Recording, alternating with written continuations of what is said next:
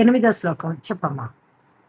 భర్త మరియు తండ్రి కూడా మరణించగా అనాథయై భయపడిన మనోరమ విదల్ల అనే పేరుగల మంత్రితో కూడి బాలుడైన కుమారునితో అరణ్యమునకు వెళ్లి శరణు ఇచ్చే భరద్వాజ మునిని ఆశ్రయించింది. 14వ దశకంలో 8వ శ్లోకమ్మా. పత్యు పితుశ్చాపి మృతేరనాథ.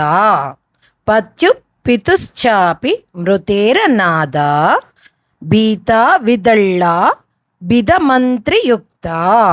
భీతా విదళ్ళా బిదమంత్రియుక్త మనోరమా బాలసుతా త్వరణ్యే. మనోరమా బాలసుతా త్వరణ్యే యయౌ భరద్వాజ మునిం శరణ్యం. యయౌ భరద్వాజ మునిం శరణ్యం.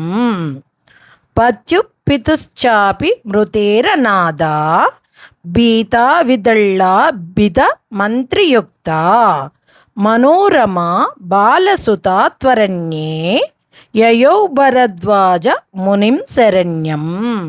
చదవమ్మా వాసవి.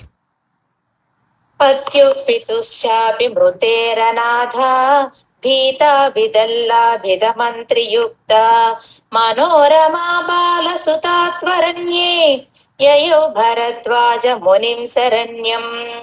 పత్యు పితుశ్చాపి మృతేరనాథ భీతా విదల్లా భిదమంత్రియుక్త మనోరమా బాలసుతా త్వరణ్యే యయౌ భరద్వాజ మునిం శరణ్యం.